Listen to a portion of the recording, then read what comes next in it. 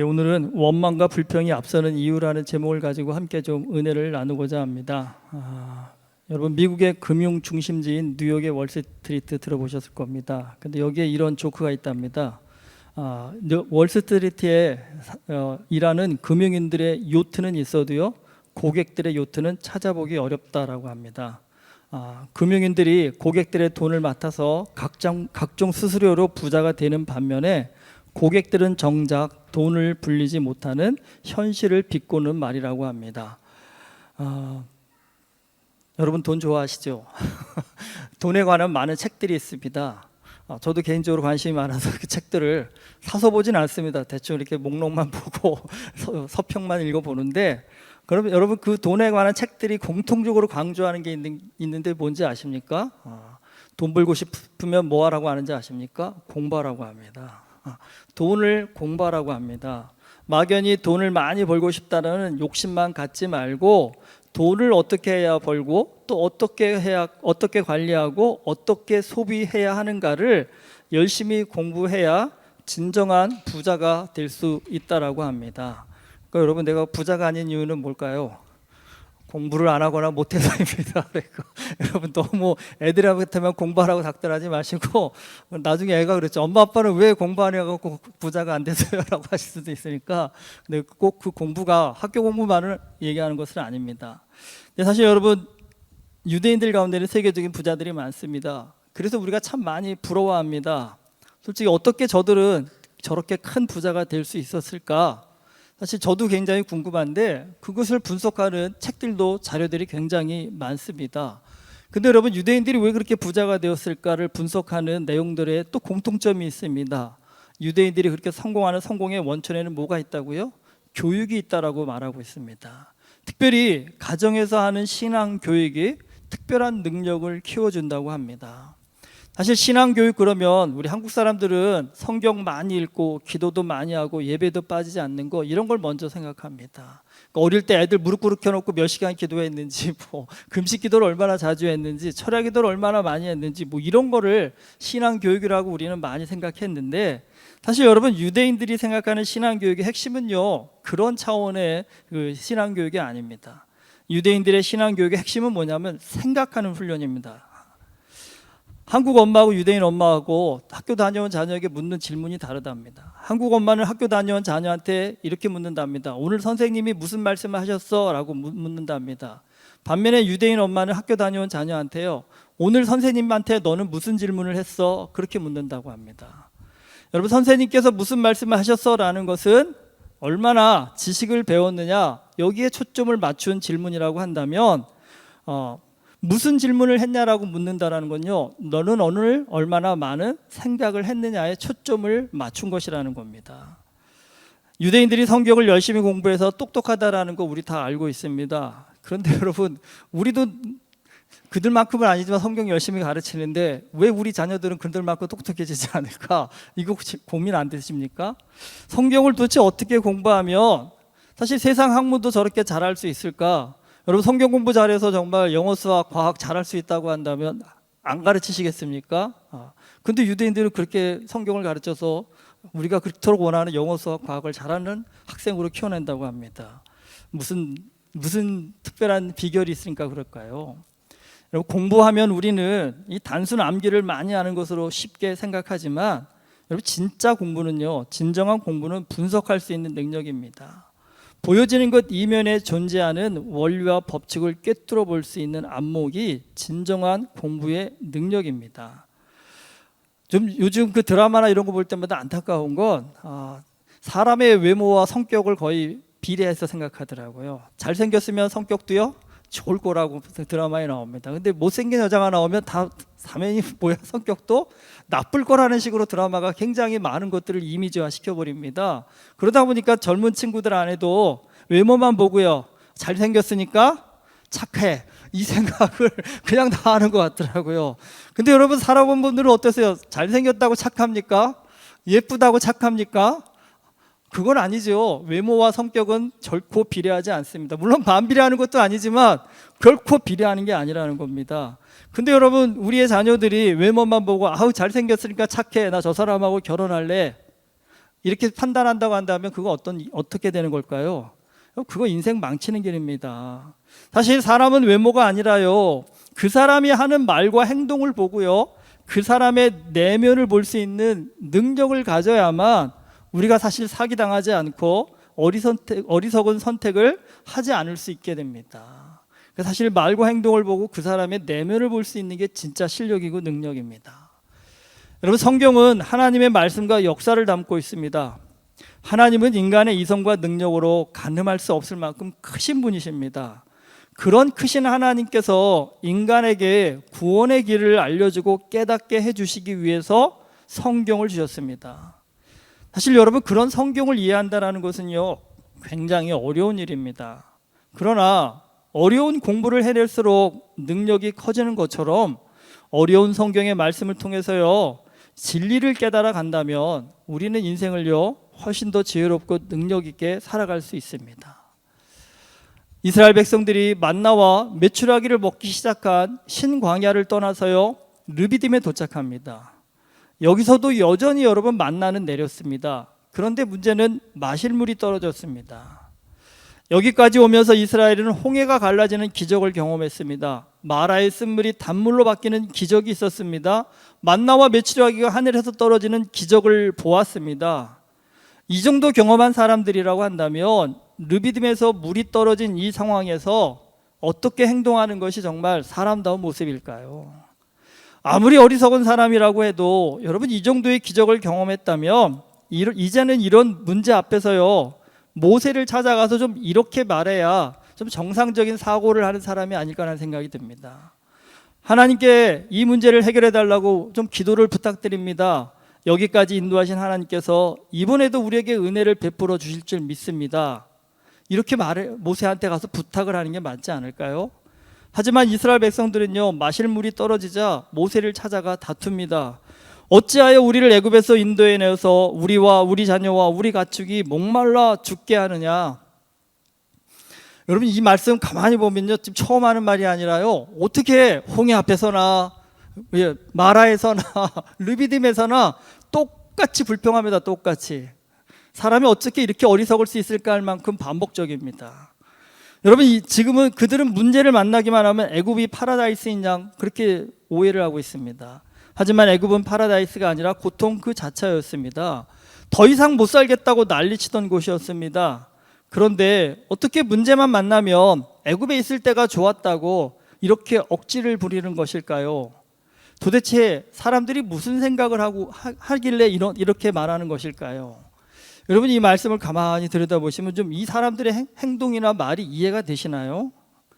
그런데 또 한편으로 생각해 보면 원래 그런 사람들인 거 아시잖아요. 그런 사람들이잖아요. 그러면 문제만 생기면 하나님 앞에 이렇게 불평과 원망하는 걸 뻔히 아는데 하나님은 또 왜 매번요, 문제가 좀 없게 슬슬 편안하게 가게 해주시면 얼마나 좋으실까요? 그런데 하나님은 똑같이 또 어려움을 반복해서 겪게 하신다는 겁니다. 참 이 상황이 묘하지요. 하나님은 문제를 자꾸 만나게 하시고 사람들은 문제 앞에서 계속 불평하고 원망하고요. 사실 이 상황은 불평과 원망하는 사람들의 이 문제점, 이것도 분석해 봐야 되겠지만 한편으로는요, 하나님께서 왜 이렇게 역사하시는가도요, 고민해 보아야 할 중요한 부분이기도 합니다. 여러분, 우리가 인생에서 새롭게 장사를 시작하든요, 공부를 시작하든 사실 무슨 일을 하다 보면 어려움이 찾아옵니다.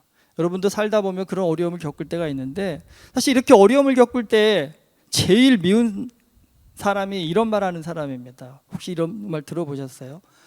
난 힘들어 죽겠는데 와가지고 내 그럴 줄 알았다. 그럴 줄 알았어. 하지 말라고 했지. 장사가 얼마나 힘든 건지 알고 공부가 얼마나 힘든 건지 모르고 왜 내가 그렇게 하지 말라 했는데 그걸 왜 해가지고 내 그럴 줄 알았어. 그럴 줄 알았어. 특히 한국 분들이 이런 얘기 잘하죠. 우리는 도전하고 모험하는 거 별로 안 좋아하고 안정적인 걸 좋아하는 스타일이기 때문에 뭔가 새롭게 도전한다고 한다면 뜯어 말리기 바쁩니다. 근데 여러분, 인생에서도 꿈을 이루고 목표를 이룬다라는 거, 그 어디 쉬운 일입니까? 실패 없이 어떻게 성공을 이뤄낼 수 있겠습니까? 당연히 꿈이 클수록, 목표가 높을수록 어려움이 많을 겁니다. 사실 높은 꿈을 가지고 큰 목표를 향해 도전하는 사람들은 사실 격려해 줘야 됩니다. 그들이 때로는 실패를 한다 할지라도 그 실패가 다른 사람에게는요 더 큰 도전의 기회가 될 수 있기 때문입니다. 그러니까 용기 잃지 말고 꿋꿋이 나가서 꿈과 목표를 이루라고 격려해 주어야 하는데, 힘들수록 용기와 희망을 주어야 함에도 불구하고 불난 집에 부채질하듯 힘든 사람에게요 힘 빠지는 말을 하는 사람 사실 참 얄밉습니다. 여러분, 매사에 부정적인 사람은 실패할 확률이 낮습니다. 하지만 성공할 확률은요 더 낮습니다. 이 부정적인 사람의 가장 치명적인 약점은 뭐냐면 실패할까 봐 아무것도 안 한다는 겁니다. 여러분, 아무것도 하지 않으면 절대로 실패하지 않습니다. 하지만 아무것도 하지 않으면요 아무것도 배울 수 없습니다. 근데 배움이 없는 사람은요 결코 발전할 수가 없습니다.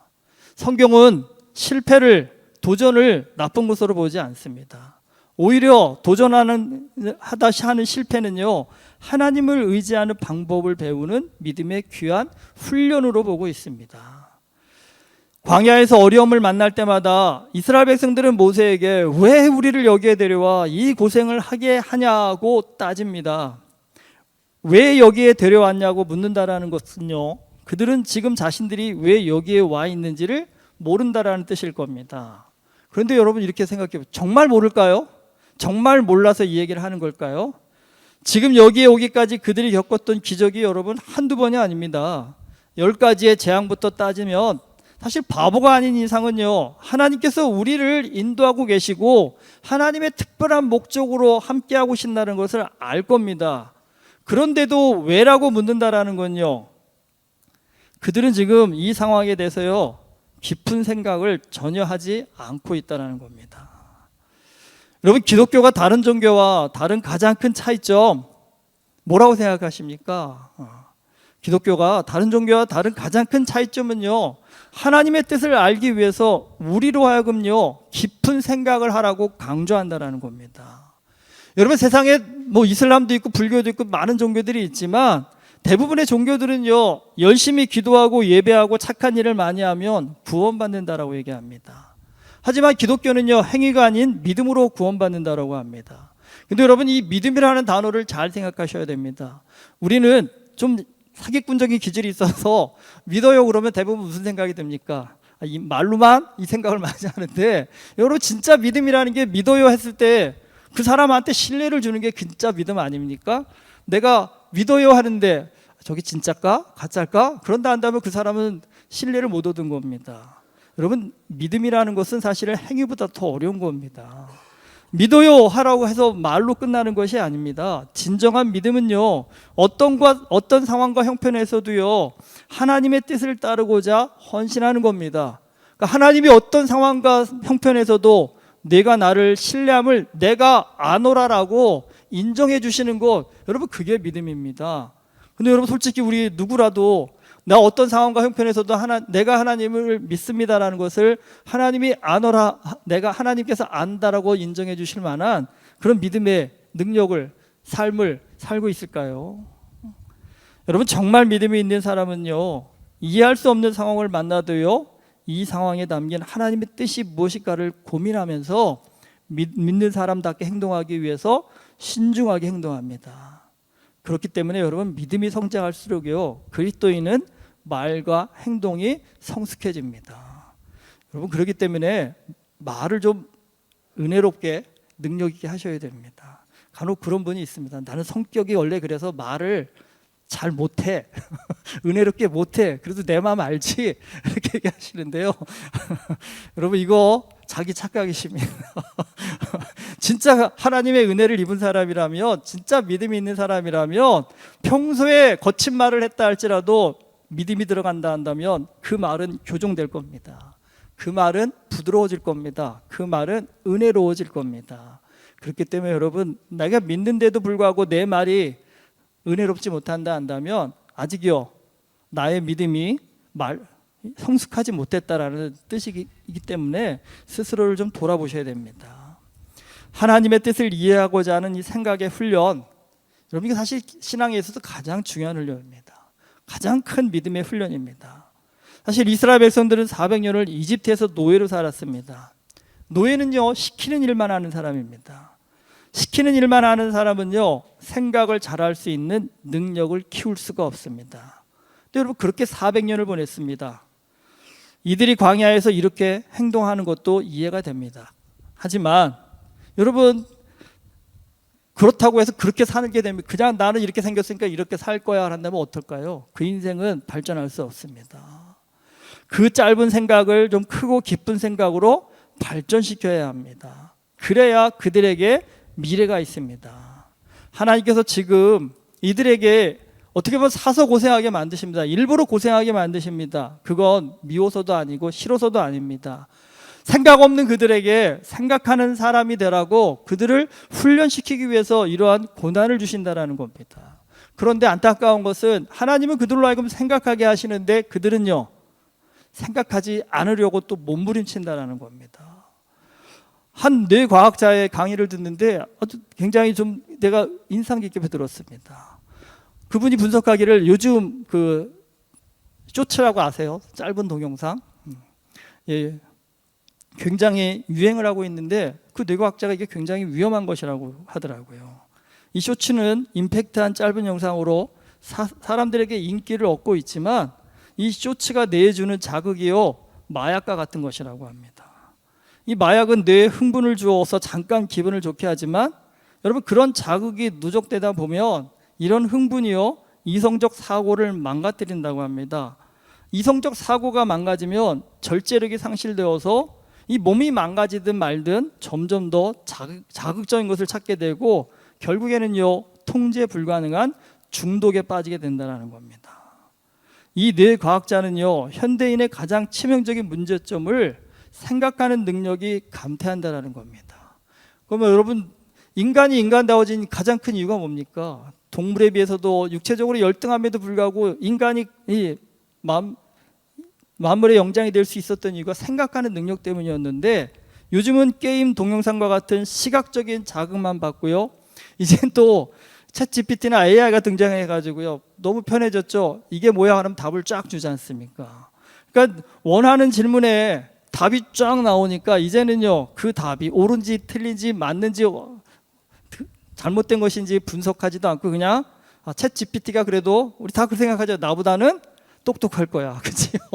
안 그러세요? 근데 여러분, 가만히 살펴보면 챗GPT가 정말 100% 옳은 말만 하는 건 아닙니다. AI가 100% 옳은 말만 하는 거 아닙니다. 틀린 말도 합니다. 잘못된 정보도 있습니다. 결국은 인간이 AI보다 뛰어나기 위해서는요, 이 주어진 정보가 옳은 건지 아닌 건지를 분석할 수 있어야 된다는 겁니다. 그 분석하려면 어떻게 되겠습니까? 스스로 고민하고 생각할 수 있는 훈련이 있어야 되는데 현대인들은 점점 더 이런 훈련으로부터 멀어져 가지고요, 생각하는 능력도 떨어진다는 겁니다. 사실 이런 사회적 현상은요, 기독교 신앙에 있어서 굉장히 큰 위험한 일입니다. 생각하지 않는 사람이 많아질수록 성경을 읽고 묵상하는 사람도 줄어들게 될 것이기 때문이라는 겁니다. 사실 목사한테 제일 힘든 일이 이런 부분들입니다. 사실 저도 이제 목회를 거의 30년 가까이 하고 있는데 제가 30년 전에 만났던, 미안합니다, 우리 청년들 여기 있지만 청년들과 지금 만나는 20대 청년들의 어떤 사고의 수준을 생각한다면요, 물론 이게 20대만의 문제가 아니라요, 죄송한 얘기지만 요즘 60대는 예전 60대하고 다르지 않는, 60에도 철이 안 든다고 하지 않습니까? 왜 철이 안 드실까요? 죄송한 얘기지만 정말 제가 20대만 해도 신문지면에 60대 분들이 뭐 가서 살인을 범한다든지 강도를 일으킨다든지 뭐 사건을 일으키는 내용이 신문기사가 거의 없었습니다. 예전에는 40대가 주로 그랬거든요. 근데 요즘 신문기사 보면 60대 모 씨가 화가 나가지고 집에 불을 질렀다든지 사고를 쳤다더니 가만히 보면 제가 나이를 유심히 살펴보면 60대가 굉장히 많습니다. 왜 그럴까요, 여러분? 결국은 우리의 사고력이요, 점점점 퇴보하고 있다는 뜻이기도 합니다. 여러분, 불평 원망이 앞서는 사람, 이거 생각이 짧기 때문입니다. 생각이 짧은 사람일수록 막말합니다.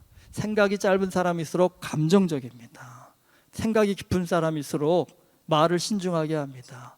생각이 깊은 사람일수록 여러분 행동도 신중하게 합니다.